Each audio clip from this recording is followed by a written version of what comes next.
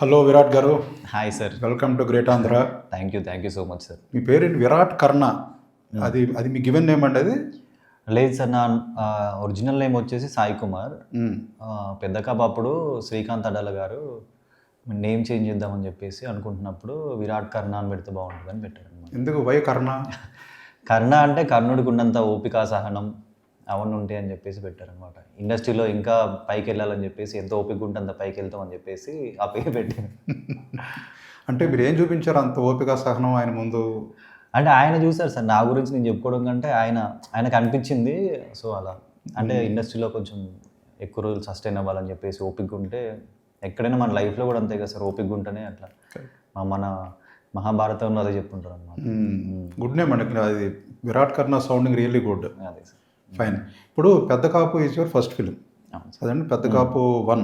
పెద్ద కాపు 1. Yeah. So దానికి ఇప్పుడు దాదాపుగా 3 years గ్యాప్ వచ్చింది. అవును సార్. వై? అదే సార్, ఆ పెద్ద కాపు అయిపోయాక సినిమా అయిపోయాక ఒక 2-3 months బ్రేక్ తీసేసుకొని మళ్ళీ స్టోరీస్ వినడం కానీ అది స్టార్ట్ చేశాను అనమాట. ఓకే. సో ఆ ప్రాసెస్లో స్టోరీలు వింటున్నాను, కానీ ఇప్పుడు ఆడియన్స్కి ఏంటంటే ఏదైనా కొత్తదనము, కొత్త స్టోరీ, లేకపోతే వరల్డ్ బిల్డింగ్ మూవీస్ కానీ ఏదన్నా ఉంటే వాళ్ళు ఎక్కువ ఇంట్రెస్ట్ చూపిస్తారు థియేటర్స్కి రావడానికి. సో నేను కూడా ఏంటంటే ఒక మంచి సినిమాతోటి, ఇప్పుడు ఫస్ట్ సినిమా అంటే అనుకున్నంత రిజల్ట్ రాలేదు, సో దాని నుంచి నేర్చుకునే ఎక్స్పీరియన్సెస్ కానీ అవన్నీ చూసి ఏం చేయొచ్చు ఏంటని ఆలోచించి స్టోరీస్ వినడం స్టార్ట్ చేశాను సార్.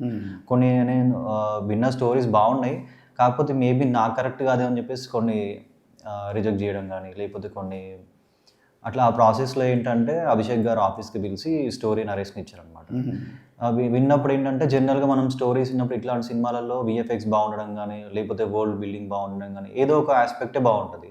సో కానీ ఆయన స్టోరీ చెప్పే విధానం కానీ, ఆ క్యారెక్టరైజేషన్ కానీ, అంటే మనకి క్యారెక్టరైజేషన్ ఉన్న సినిమాలు రావడం చాలా తక్కువ ఉంటాయి అన్నమాట. సో ఒక క్యారెక్టరైజేషన్, కొత్త మీద ఒక క్యారెక్టరైజేషన్ స్టోరీ కానీ ఇవన్నీ చూసినప్పుడు ఏంటంటే అన్ని మిక్స్ అయిన ఒక జోనర్ సినిమా అనమాట ఇది. ఒక మైథాలజీ ఉంటుంది, ఒక అడ్వెంచరస్ ఉంది, ఫ్యామిలీస్కి సంబంధించిన ఎమోషనల్ సీన్స్ ఉన్నాయి, చిన్నపిల్లలకు సంబంధించి క్రొకడైల్ సీన్స్, ఇవన్నీ అంటే ఒక ప్యాకేజ్ లాగా ఉంది సినిమా. సో ఇది కదా సినిమా, ఇలాంటి సినిమా మనకు పడితే బాగుంటుందని ఇంకా అభిషేక్ గారు జస్ట్ స్టోరీ చెప్పి నన్ను చూశారనమాట ఫస్ట్ డే.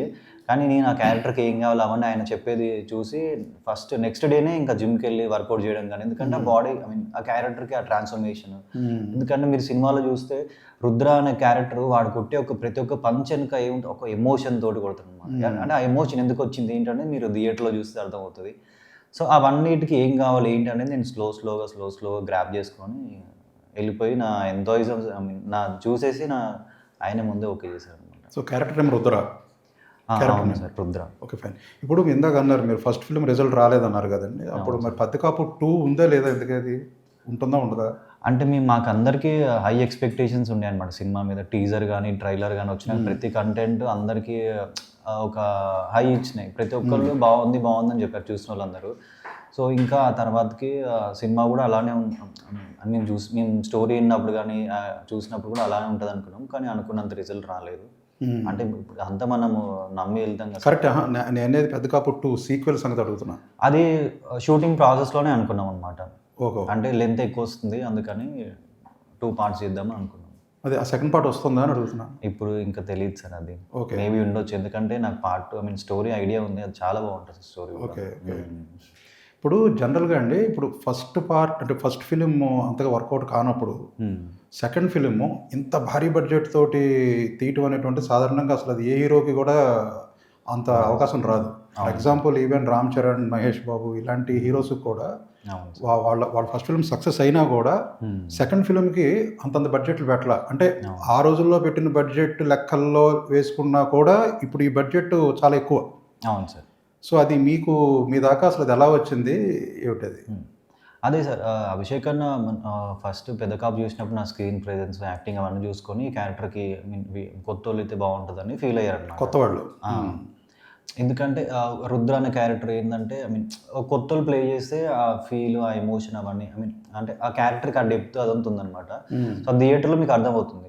సో అదంతా చూసి ఒక కొత్త అయితే బాగుంటుందని. అండ్ నాకు కూడా ఏంటంటే ఇప్పుడు మనం కొన్నిసార్లు మనము అనుకున్న పనులు అవి దేవుడే దగ్గరుండి చేసినట్టు మనం బిలీవ్ చేస్తాం కదా సార్.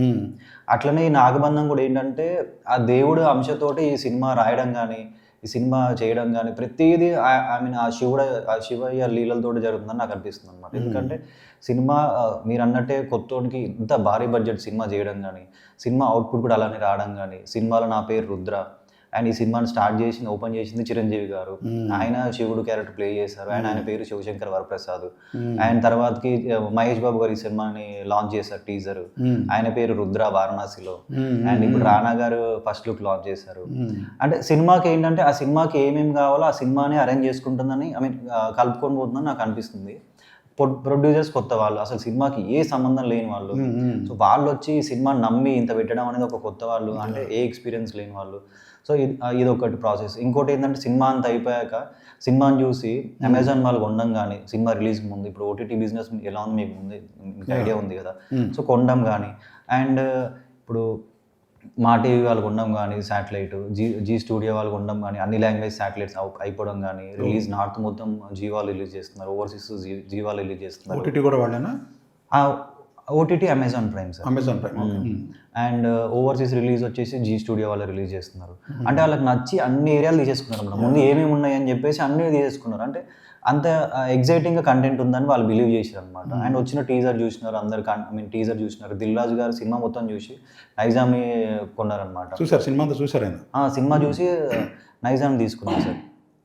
సో అంటే ఈ సినిమాకి ఇప్పుడు ఈ శాటిలైట్ అండ్ ఓటీటీ రైట్స్ కూడా సినిమా అంతా చూసి తీసుకున్నారని వాళ్ళు కంటెంట్ చూసే తీసుకున్నారు సార్. సినిమా చూసి కంటెంట్ అంటే కంటెంట్ వినా సినిమా చూసి కంటెంట్ చూసి షూట్ చేసి చూసి తీసుకున్నారు అనమాట.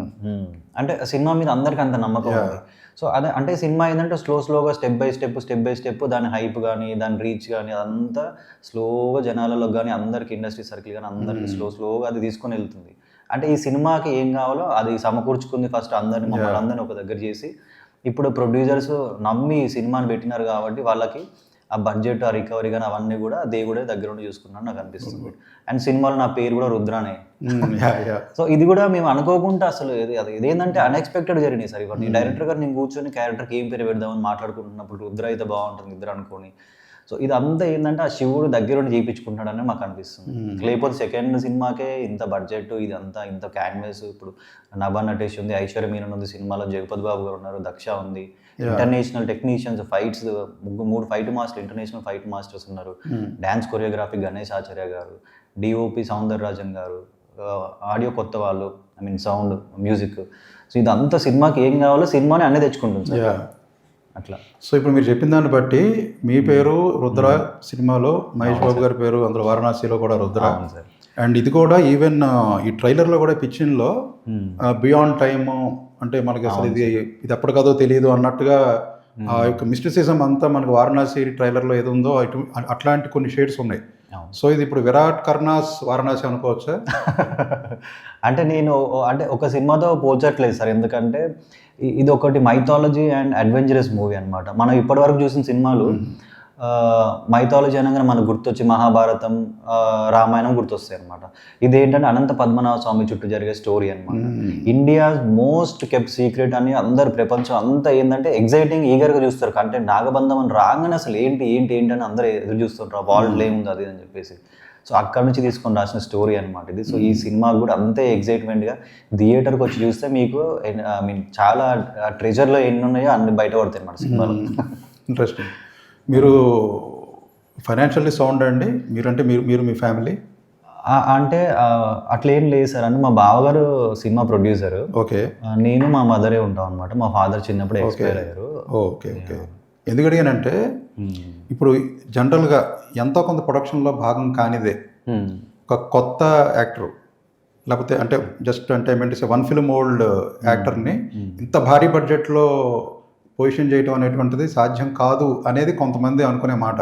సో దానికి మీ నుంచి ఆన్సర్ వినాలని. అంటే నేను ఇది చెప్పడానికి maybe correct person wrong person నాకు తెలియదు, కానీ నాకు అనిపించిన నా బిలీఫ్ ఏంటంటే సార్, ప్రతి ఒక్కరికి లైఫ్లో మనం ఏం చేయాలనుకుంటే మన డ్రీమ్స్, మన గోల్స్ అనేవి ఉంటాయి అనమాట. ఆ గోల్స్ కోసం మనం ఎంత హార్డ్ వర్క్ చేస్తున్నామో, ఎంత ముందుకు వెళ్తున్నాం అనేది ఇంపార్టెంట్ అనమాట. ఏ రోజుకైనా మన లైఫ్లో ఏం జరుగుతుందో మనకు తెలియదు. ఇప్పుడు మన గోల్ ఒకటి అనుకున్నప్పుడు మనకి లైఫ్లో ఏం జరుగుతుందో మనకు తెలియదు. ఇప్పుడు వైభవ్ సూర్యవంశీ ఉన్నాడు సార్, క్రికెట్ ఆడుతున్నాడు. ఆయన ఇంత చిన్న వయసులో ఇండియన్ టీంకి ఆడుతాను ఎవరు ఎక్స్పెక్ట్ చేయలేదు. సో అట్లనే నా లైఫ్లో కూడా ఇంత పెద్ద సినిమా నాకు వస్తుందని నేను ఎక్స్పెక్ట్ చేయలేదు. కాకపోతే నేను రెడీ ఉన్నా సార్ సినిమా కోసం. సో సినిమా నాకు ఈ రోజు ఏమొస్తుందో తెలియదు. సో సినిమా కోసం రెడీగా ఉండి అన్ని నేర్చుకొని రెడీగా ఉండి ఉన్నప్పుడు ఈ సినిమా నా దగ్గరికి వచ్చింది సార్. ఇప్పుడు ఈ సినిమా 100 కోట్ల పైన బడ్జెట్ అని, నెక్స్ట్ సినిమా కూడా మీకు 150 కోట్లు కావాలంటారా? అది వచ్చేదా కూర్చుంటారా? సార్ ఈ సినిమాకి నాకు నిజంగా చెప్తున్నాను సార్, అభిషేక్ నా ఆఫీస్ బిల్స్ చూపించినప్పుడు ఐ మీన్ ఇలా ఉండబోతుందని చెప్పినప్పుడు నాకు బడ్జెట్ గురించి ఐడియా లేదు. కాకపోతే విన్నప్పుడు భారీ బడ్జెట్ సినిమా నాకు అర్థమైపోయింది అనమాట. సో అప్పుడు ప్రొడ్యూసర్స్ కూడా కూర్చొని అంటే వాళ్ళకు కూడా ఉంటుంది కదా సార్, కొత్త వాడిని ఇంత ప్రెషర్ తీసుకోవద్దు అవసరం, అంటే ఇంత ప్రెషర్ ఏం వద్దు, మేము చూసుకుంటాం సినిమా. ఇప్పుడు ఆడియన్స్ అందరూ సినిమా నమ్మి థియేటర్కి వస్తున్నారు, కొత్తలు పాత్రలు ఏం లేదు. ఇప్పుడు లోకా సినిమా ఉంది సార్, లోకా ఎంత కలెక్ట్ చేసిన మనకు ఐడియా ఉంది కదా. అట్లానే అంటే ఇప్పుడు నేను కంపేర్ చేయట్లేదు, బట్ చెప్తున్నాను అనమాట ఏ సినిమా ఎలా ఆడుతుందో తెలియదు. సో వాళ్ళు కూడా స్టోరీ నమ్మి పెట్టినారు, అట్లానే కంటెంట్ కూడా అవుట్పుట్ కూడా అలానే వచ్చింది సార్. గుడ్ బాగుంది. అంటే నేను ఎందుకు అడిగానంటే ఇప్పుడు మీ నెక్స్ట్ సినిమా, ఇప్పుడు మీ దగ్గరికి వచ్చిన సినిమా కనుక కథ మీకు బాగా నచ్చి దాని బడ్జెట్ 10 crores అన్నారు అనుకోండి, will you take it up or will you demand them to scale it up? లేదు సార్, డెఫినెట్గా నేను స్టోరీని నమ్మి ముందుకు వెళ్తాను సార్. 10 కోట్లైనా సినిమా చేస్తాను, అది ఎంతైనా సినిమా చేయడానికి నేను రెడీగా ఉన్నాను సార్. కాకపోతే ఆడియన్స్ని ఎంత ఎంగేజ్ చేస్తుంది సినిమా, ఆడియన్స్ని థియేటర్కి తీసుకొస్తుందా లేదా, అది ఇంపార్టెంట్ అని నేను అనుకుంటాను అనమాట. ఇప్పుడు నాగబంధం కూడా మీరు చూస్తే థియేటర్లో టైటిల్ పడ్డప్పటి నుంచి సినిమా ఎండ్ వరకు మీరు ఒక కొత్త గోల్లోకి వెళ్ళినట్టే ఉంటుంది సినిమా. మీ టీజర్ చూస్తే కూడా ఇక్కడ మీకు 1% కూడా అట్లా అనిపించదు అనమాట. ఒక కొత్త యాక్టర్ చేస్తున్నట్టు కానీ, కొత్త డైరెక్టర్ తీస్తున్నట్టు కానీ, కొత్త ప్రొడ్యూసర్స్ అసలు ఎక్కడ కొత్త అనిపిస్తారు. టీజర్ రిలీజ్ అయినాక ఇన్ఫ్యాక్ట్ అభిషేక్ అన్న గారికి పెద్ద పెద్ద ఐ మీన్ అంటే దాని కాంప్లిమెంట్స్ వచ్చినాయి అనమాట. అంటే నా నోట్ మీన్ చాలామంది చెప్పారు, డైరెక్టర్ ఇలా ఒక ప్రొడ్యూసర్ కమ్ డిస్ట్రిబ్యూటర్ ఒక సినిమాని నమ్మి ఒక సినిమాని ఇష్టపడి ఆ సినిమా తీస్తే ఎలా ఉంటుంది అనేది నాగబంధం సినిమా సార్. ప్రాణం బట్టి నేను ఎంత హార్డ్ వర్క్ చేసినా నాకంటే ఎక్కువ ఆయన హార్డ్ వర్క్ చేసి సినిమా తీశారు. ఇప్పుడు దీంట్లో మీరు ట్రైలర్లో శివుడుగా కూడా కనిపించారు కదా, షార్ట్స్. నాగసాధువు సార్, నాగసాధు, అది శివుడు కాదా? అంటే సోలం అది పట్టుకుని శివుడు గెటప్పే ఉంది కదా ఒకటి. అది మీరు థియేటర్లో ఎక్స్పీరియన్స్ చేస్తారు సార్ అవన్నీ. అదే అంటే నాగబంధం అనేది ఒక ట్రెజర్ లాంటిది సినిమా కూడా. దాంట్లో మీకు అన్ని రివీల్ అవుతా ఉంటాయి అనమాట సినిమా. అవన్నీ అంటే ఇప్పుడు మీరు ఎక్కువ చెప్పలేరు, దాని గురించి మాట్లాడలేరు అది. సో ఇప్పుడు అనంత పద్మనాభ స్వామి బ్యాక్డ్రాప్ ఇదంటే కేరళ బ్యాక్డ్రాప్ స్టోరీ. అవును సార్, అంతే కదా. సో ఇప్పుడు సనాతన ధర్మానికి సంబంధించిన సినిమాలు ఏమొచ్చినా కూడా అది బిగ్ స్కేల్లో అయినా ఈవెన్ మిడ్ స్కేల్లో అయినా కూడా దానికంటూ ఒక ట్రాక్షన్ చాలా స్ట్రాంగ్గా ఉంటుంది థియేటర్స్లో. ఈ మధ్యన చూస్తుంటే గత కొన్నాళ్ళుగా మనం హనుమాన్ దగ్గర నుంచి రకరకాల సినిమాలు. ఇప్పుడు దీనికి కూడా అలాగే వస్తుందని చెప్పిన ఒక ఎక్స్పెక్టేషన్ గట్టిగా అయితే ఉంది. పర్సనల్గా మీకు సనాతన ధర్మం మీద ఉన్న ఆలోచన ఏంటి, దాని మీద ఉన్న మీ అంటే నేను ఎప్పుడు దేవుడిని నమ్ముతాను సార్. చిన్నప్పటి నుంచి కూడా దేవుడు అంటే నాకు చాలా ఇష్టం, నమ్ముతూ ఉంటాను. కానీ ఈ సినిమా వచ్చినప్పటి నుంచి అది ఇంకా 100 times పెరిగిపోయింది సార్. అంటే మన చుట్టుపక్కల ఉన్న సిచ్యువేషన్స్ కానీ అన్నీ అంటే ఈ క్యారెక్టర్ కోసం ప్రిపేర్ అయ్యేటప్పుడు నాగసాధు గెటప్ అన్నప్పుడు కానీ ఐ మీన్ ఈ సినిమా స్టోరీ డైరెక్టర్గా చెప్పినప్పుడు నేను రిఫర్ చేసి చదువుకున్న బుక్స్ కానీ లేకపోతే కంటెంట్ ఉంటుంది కదా సార్ ఆన్లైన్లో చూడడం కానీ ఆర్టికల్ చదవడం కానీ అవన్నీ చూసినప్పుడు ఆ శివుడికి దగ్గర అయిపోయాయి అనమాట. మేబీ అది కూడా శివుడి ఆజ్ఞనేమో అని నాకు అనిపిస్తుంది. సో ఈ సినిమా ముందు లేదు మీకు ఇంత బెంట్ ఆఫ్ మైండ్? ఇంత లేదు సార్, ఈ సినిమాలో స్టార్ట్ అయింది. So will it continue? Yes sir, definitely. ఎందుకంటే దేవుడు నాకు అంటే ఆ శివుడు ఏంటంటే ప్రతిరోజు సార్ షూటింగ్కి వెళ్ళేటప్పుడు నేను గుడికి వెళ్ళి అభిషేకం చేసి దేవుడి దగ్గర ఐ మీన్ షూటింగ్కి వెళ్ళేవాను అనమాట. ఎందుకంటే ఆ క్యారెక్టర్ పోర్ట్రే చేసేటప్పుడు ఆ ఎనర్జీస్, ఆ పాజిటివ్ ఎనర్జీ అంటే ఫస్ట్ డే టెంపుల్కి వెళ్ళిన రోజు, శివుడి దగ్గరికి వెళ్ళిన రోజు అభిషేకం చేసి ఇంటికి వచ్చినప్పుడు ఎంత హ్యాపీగా అనిపించింది అంటే మన దేవుడు నమ్మితే దేవుడు మన వెనక ఎలా ఉంటాడు అనేది నేను రియల్గా చూసాను అనమాట. సో ఈ సినిమా 2 సంవత్సరాలు షూట్ చేసినాం సార్. భారీ సెట్లు, క్రేన్లు కానీ, హై యాక్షన్ సీన్స్ కానీ, క్లైమాటిక్ కండిషన్స్ కానీ అంటే ఒక ఫిజికల్గా అండ్ మెంటల్గా డైరెక్టర్ హీరో ఎంత సఫర్ అవుతారు అనేది ఐ మీన్ ఎంత సఫర్ ఉంటుందో 2 సంవత్సరాలు మేము చూసాం అనమాట. సో అలాంటిది ఒక్కళ్ళకి కూడా మా ఇద్దరిలో 1% కూడా, మా ఇద్దరని కాదు సెట్ మొత్తం మా ప్రొడ్యూసర్స్ కూడా రోజు వచ్చి కూర్చున్నారు సార్ లొకేషన్లో. డిఓపి గారు కానీ అందరూ 1% కూడా ఎఫెక్ట్ కాకుండా సినిమా అంతా మీన్ హ్యాపీగా షూట్ చేసుకొని బయటపడ్డామంటే అది ఆయన ఆజ్ఞనే అనుకుంటాను. ఎందుకంటే పెద్ద ఫైట్లు సార్. నేను 200 feet హైట్లో రోప్స్ మీద హ్యాంగింగ్ అవ్వడం కానీ అవన్నీ మనకు సినిమాలో ఎక్స్పీరియన్స్ చేస్తారు. డైరెక్టర్ గారు ఏంటంటే డూపులు వద్దు అని, ఎందుకంటే నేను చేసిన ఆ ఫీల్ వేరే ఉంటుంది అనమాట. ఆ క్యారెక్టర్కి ఆ పవర్ అదంతా క్యారీ చేసేటప్పుడు ప్రతి సెకండ్ కూడా మీరు ఆ క్యారెక్టర్ ఫీల్ అవుతారు. ఇప్పుడు ఇది అనంత పద్మనాభ స్వామి బ్యాక్డ్రాప్ అంటున్నారు. పద్మనాభ స్వామి అంటే విష్ణుమూర్తి. అవును సార్ కదా.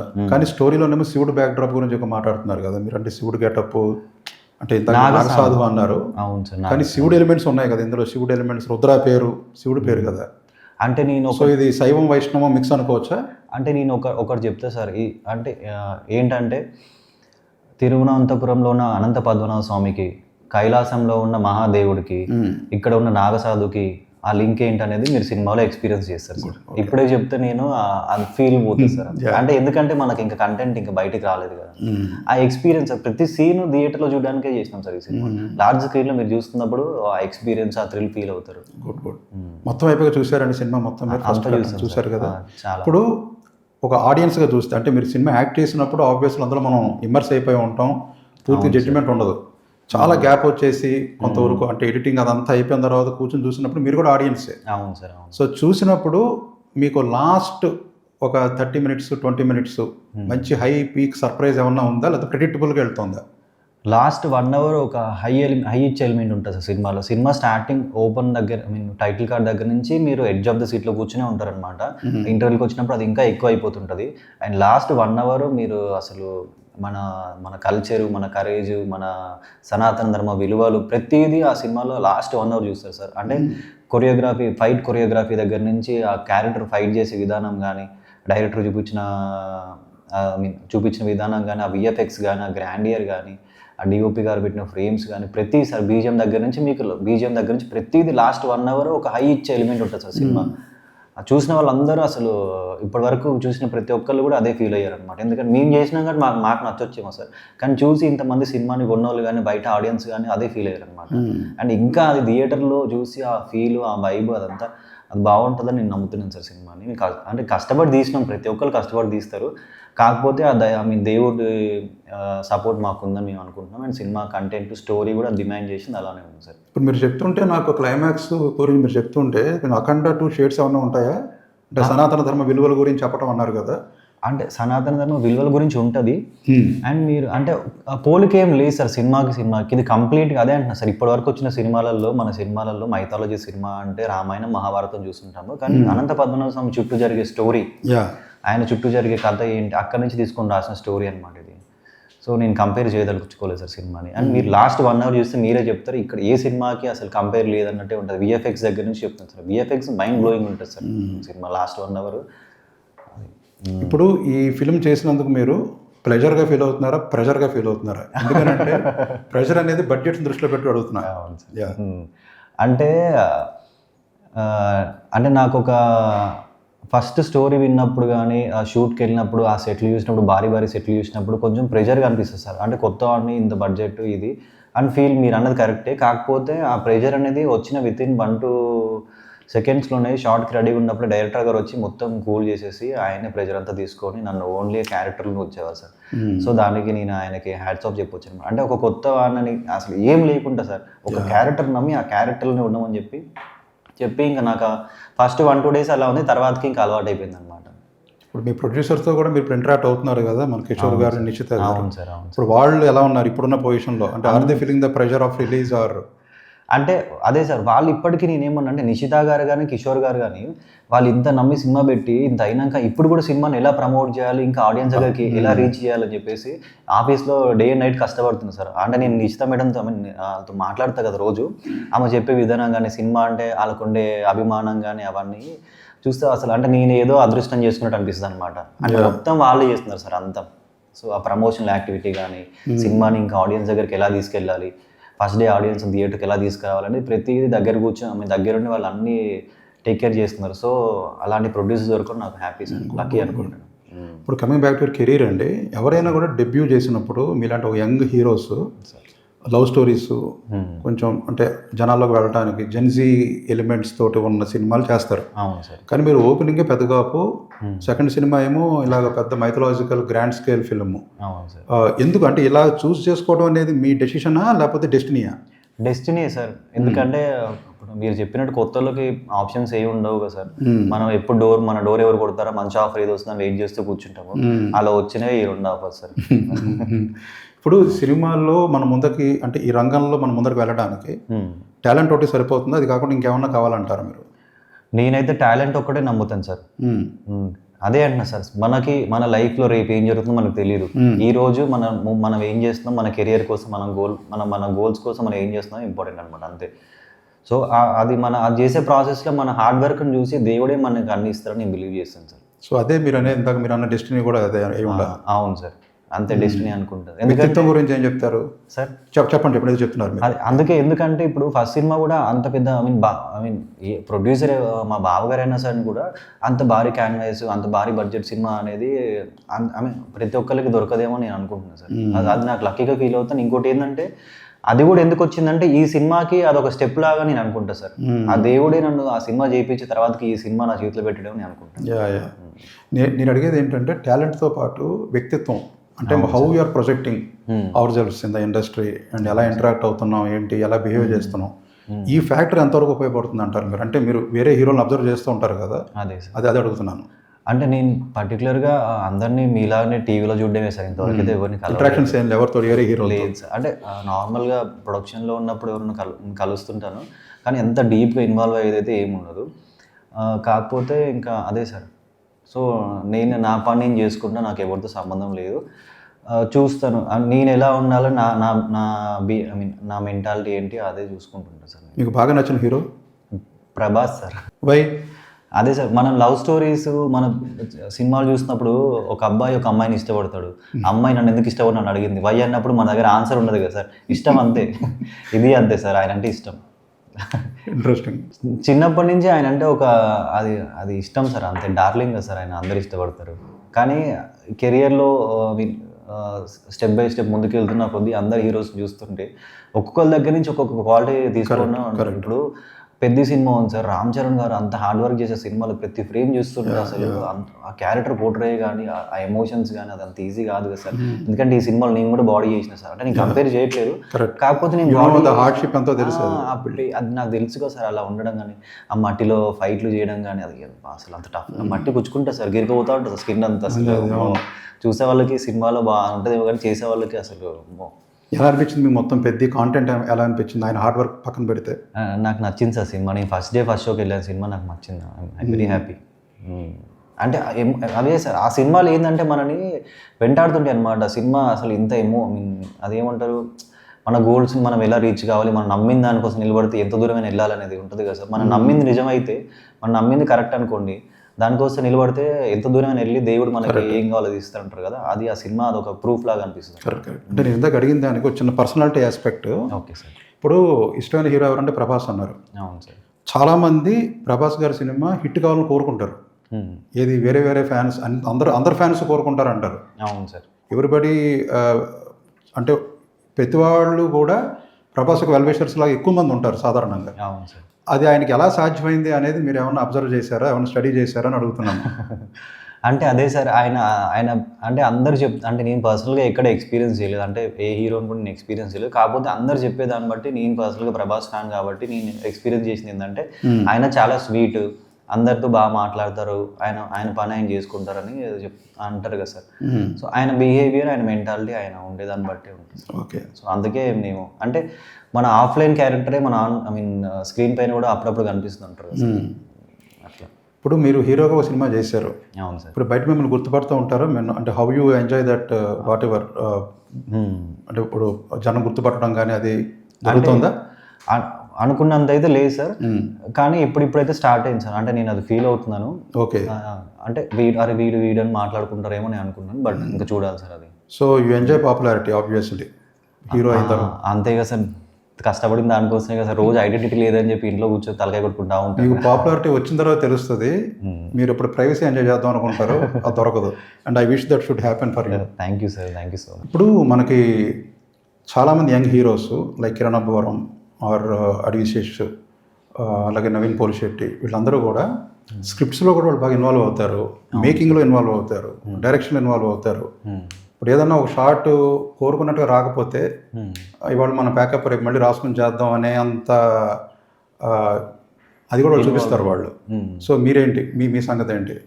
అంటే అదే సార్, ఇప్పటివరకు అయితే నా డైరెక్టర్సే నాకు ఆ స్టోరీకి ఏం కావాలో అంతా వాళ్ళే చేసి పెడుతున్నారు. అండ్ ఒకసారి అంత స్టోరీ నమ్మాక నేను డైరెక్ట్ని బ్లైండ్గా ఫాలో అయిపోతుంది సార్. సో అది ఏదైనా ఒక షార్ట్ మీకు నచ్చపోయినా కూడా చెప్పరు మీరు? నా పర్ఫార్మెన్స్ ఒకవేళ కావాలంటే 1 more అడుగుతాను సార్, అంతేగాని ఆ స్టోరీలో ఇన్వాల్వ్మెంట్ అయితే నేను అమ్మను సార్. నేను 100% డైరెక్టర్ ఫ్రెండ్లీ, డైరెక్టర్ ఏం చెప్తా చేస్తాను సార్. అంటే మీరు ఇన్వాల్వ్ అవ్వకపోవడానికి కారణం ఆ జడ్జిమెంట్ లేకపోతే మనం డైరెక్టర్ నమ్మాలి కాబట్టి మనం నమ్ముదామనా? లేదు సార్, నేను స్టోరీ విన్నప్పుడే అన్నీ క్లియర్గా వింటా సార్. ఏమైనా డౌట్స్ ఉంటే 100 సార్లు అడుగుతాను డైరెక్టర్ గారిని. అంతే తప్ప మళ్ళీ వెళ్ళి లొకేషన్లో అదేంటి ఇదేంటి అని నేను మాట్లాడలేను సార్. ఒకవేళ నిజంగా మన షూట్ స్టార్ట్ అయినాక స్టోరీలో ఏమైనా కరెక్షన్స్ ఉంటే చేంజెస్ చేస్తే వాళ్ళు వచ్చి చెప్పారనుకోండి, అది ఏదైనా మాట్లాడతాను కానీ అంతకు మించి నేను ఎక్కడ ఇన్వాల్వ్ కాను సార్. ఇప్పుడు it is a competitive world. అవును అది కూడా ఏంటి, ఎన్నో ఏళ్ళుగా సినిమా ఎవల్యూషన్ అవుతున్న కొద్దీ కాంపిటీషన్ కూడా పెరిగిపోతుంది. అంటే ఇది చాలా it is no more narrow, చాలా చాలా చాలా వైడ్ అవుతుంది. సో ఎక్కువ మంది హీరోస్, ఎక్కువ సినిమాలు, ఎక్కువ ఎంటర్టైన్మెంట్ ఇదంతా. సో దీంట్లో మనం అవుట్ ఆఫ్ ది బాక్స్ కింద మనం అది గుర్తింపు పొందాలంటే ఏం చేయాలి మీరు అనుకుంటున్నారు? ఎక్సర్సైజ్ అంటే అర్థం కాలేదు సార్. అంటే ఎటువంటి పద్ధతులు మనం అవలంబిస్తే కొంచెం మీరు కనిపిస్తారు? అంటే I mean to say visibility పరంగా other than cinema to cinema gap ఉంటుంది.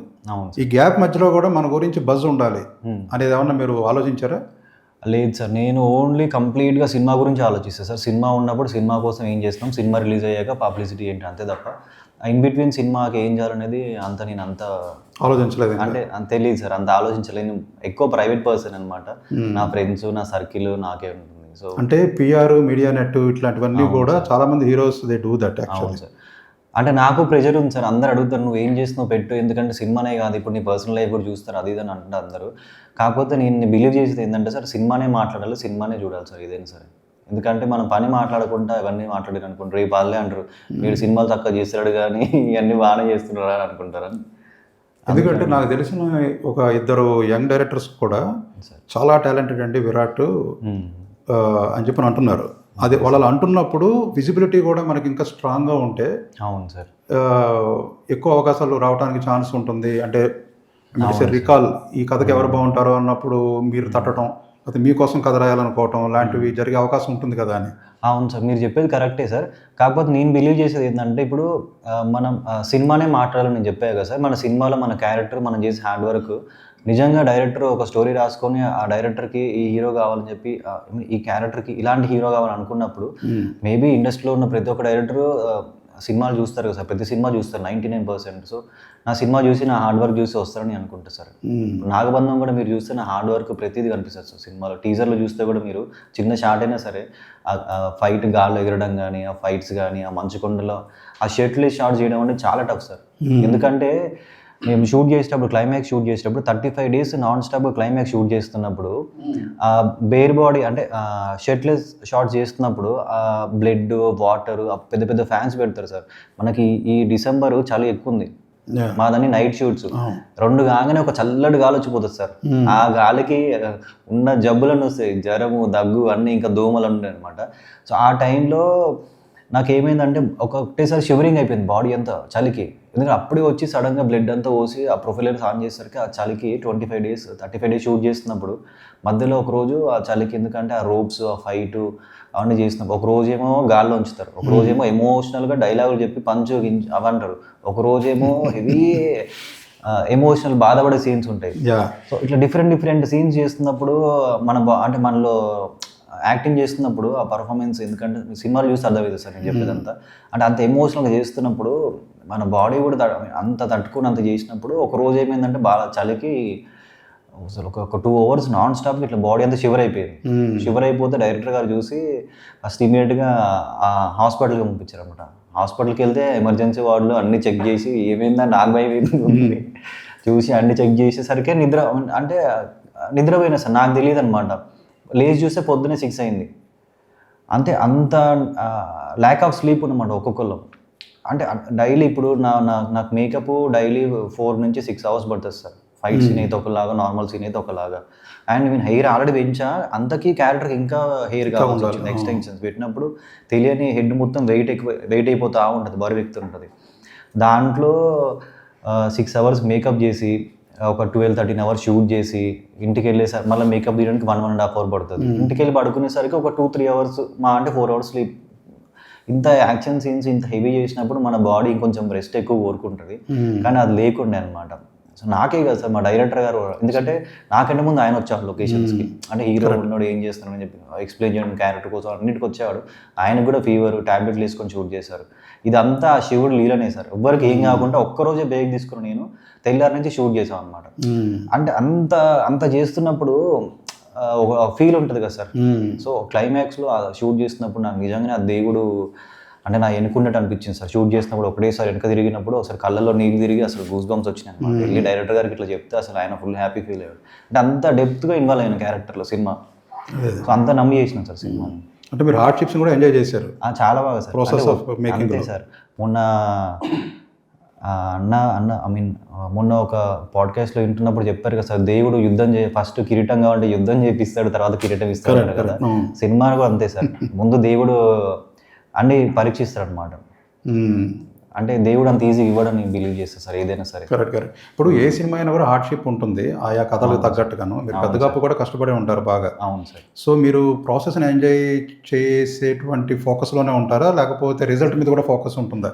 అంటే ఒకవేళ రిజల్ట్ నెగిటివ్ అయినప్పుడు అది మీరు ఎలా హ్యాండిల్ చేశారు అంటున్నాను పెద్దకాపు టైంలో. రిజల్ట్ మీద కూడా ఉంటుంది సార్. అంటే నాకైతే ఉంటుంది ఆబ్వియస్లీ, ఎందుకంటే కొత్త వాడిని నా మీద ఇంత బడ్జెట్ పెట్టినారు కాబట్టి ప్రొడ్యూసర్స్ అందరి గురించి ఆలోచిస్తాను నేను ఏముంటుంది అని చెప్పేసి. అండ్ ఫస్ట్ సినిమాకి టీజర్ ట్రైలర్ హైప్ వచ్చింది సార్.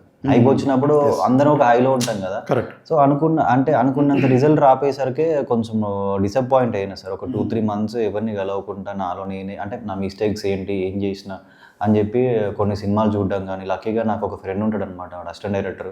చిన్నప్పటి నుంచి మేము బెంచ్ మేట్స్ అనమాట. సో వాడు సినిమాలు పెట్టి చూపించి సినిమాలు అంటే రాసుకునేది అనమాట. స్టోరీ అంతా వాడు ఏం చేసేదంటే ఒక సినిమా చూసి నువ్వు ఈ రోజు సినిమాలో ఏం అర్థం చేసుకున్నావు అని చెప్పి బుక్ పెన్ పేపర్ రాసేదనమాట. రాసి ఆ ప్రాసెస్లో నన్ను నేను ఎవాల్వ్ చేసుకుని ఎలా వచ్చాయి ఏంటి అనేది ఆ 2-3 months అంటే ఇప్పటికీ చేస్తుంటాను సార్. అది ఎగ్జామ్ లాగా పెడతాడు అనమాట. ఆ ఫ్రెండ్ కాబట్టి తిడతాడు, అరే ఏంద్రా ఇది ఇట్లా నారా అదిరా ఇదిరా అని చెప్పి. అంటే స్లోగా నేర్చుకుంటూ వచ్చారు. సో అట్లా నేర్చుకుని వచ్చినప్పుడు ఈ స్టోరీ విన్నా సార్. అందుకే అంటే మీరు అన్నట్టు కొంచెం ఉంటుంది సార్ అనుకున్న రిజల్ట్ రాకపోతే. కాకపోతే ఈ సినిమా చూసాము, సినిమాని ఆల్రెడీ అందరు చూసి కొనుక్కున్నారు కాబట్టి సో ఈసారి అయితే షూర్ షాట్ హిట్ కొడదామని అనిపిస్తుంది సార్. ఇంకేం చూసారు సినిమాలు ఈ మధ్యన పెద్దవి కాకుండా? చూస్తూనే ఉంటా సార్ అన్ని సినిమాలు, కానీ అన్ని చూస్తుంటా. కానీ ఒక నాలో మైనస్ ఏంటంటే సినిమా పేర్లు మర్చిపోతుంటాను. ఓకే. ఎక్కువ చూసేయటం వల్ల అంటే తెలియదు సార్, చూస్తూనే ఉంటా సినిమాలు. సో మర్చిపోతుంటాను అనమాట. మా ఫ్రెండ్ ఇప్పుడు మీకు చెప్పినట్టు ఆడు రాపిస్తూ ఉంటాడు స్టోరీ ఏమర్థమైంది ఏంటని చెప్పేసి, మళ్ళీ రీక్రియేట్ చేయమంటాడు అనమాట స్టోరీ అంతా. అలా చేసుకుంటూ ఉంటాం కానీ పెద్దగా ఆడే పెడతాడు. ఈ సినిమా చూసినా గుర్తుందా అంటే గుర్తు లేదు అంటే లైట్గా చెప్తే అని చెప్పి గుర్తొస్తుంది.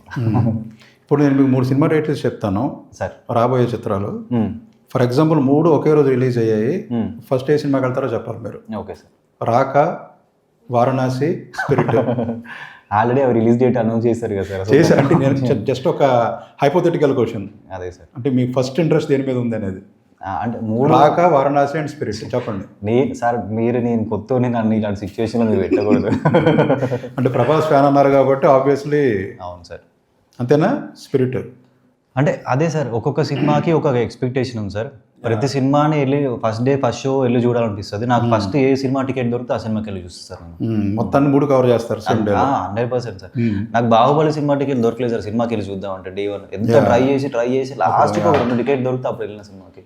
So basically your film lover బాగా. అవును సార్. Okay, good. చాలా ఇష్టం సార్ థియేటర్లో. అంటే బేసిక్ నేను ఉండేది ఆర్టీసీకి రాసొచ్చులో సార్.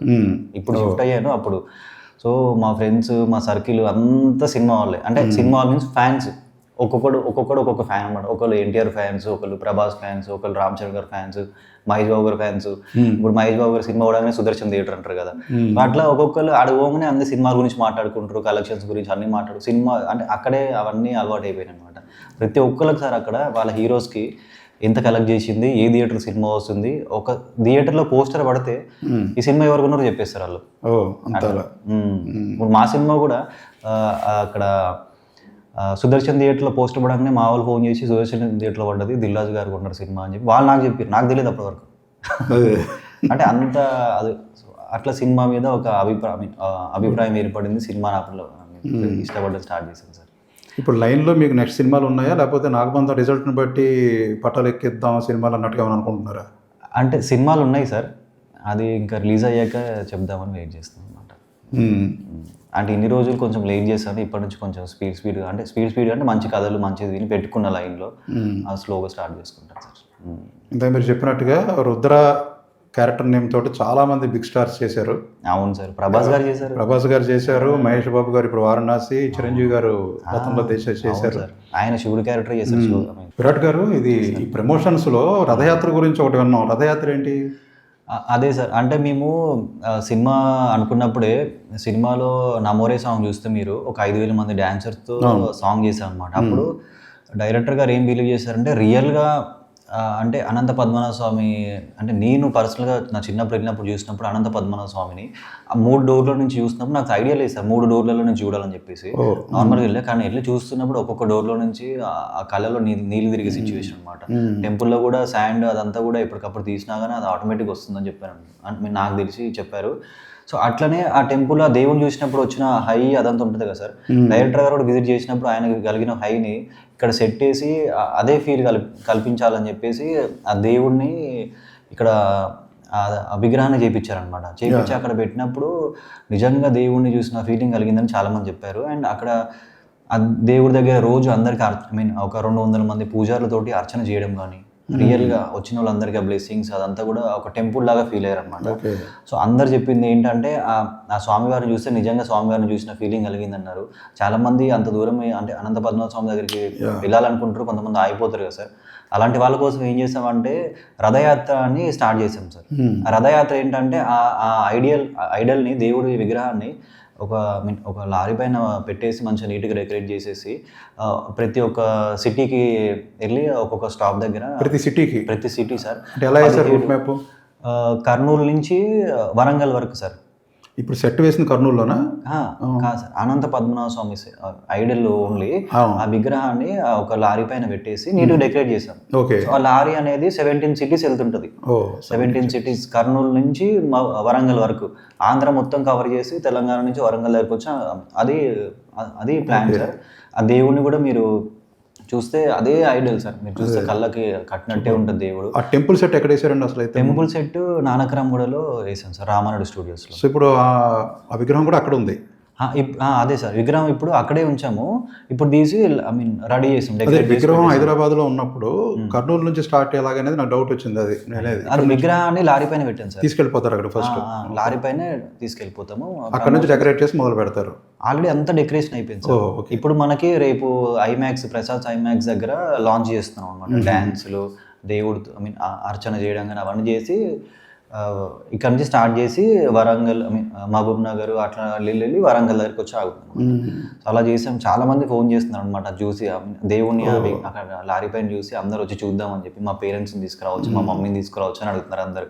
అంటే దేవుడు అనగానే అందరు అట్లా అది ఇంట్రెస్టింగ్ ఒక ఇంట్రెస్ట్ చూపిస్తున్నారు అనమాట. సో అది చూసినప్పుడు మాకు అంటే ఇంత మంచిగా ఉంది అనిపిస్తుంది అనమాట. 17 సిటీస్కి వెళ్తున్నాము, అన్ని కవర్ చేస్తున్నాం సార్. సినిమా ప్రమోషన్లో రథయాత్ర ఇంతవరకు వినలేదు. వెరీ గుడ్, బాగుంది సార్. అంటే అదే సార్, అంతే ఆ దేవుడు దగ్గర నుండి చూపించుకుంటే అనిపిస్తుంది అనమాట. ఆయన అన్ని సిటీస్కి తీసుకెళ్తున్నాం. సో ఈ రూట్లో విరాట్ చేసినటువంటి రుద్ర క్యారెక్టర్ కూడా నాగబంధం ద్వారా పెద్ద హిట్ కావాలని, మంచి పేరు రావాలని మీకు కోరుకుంటూ thank you sir. All the best. Thank you so much.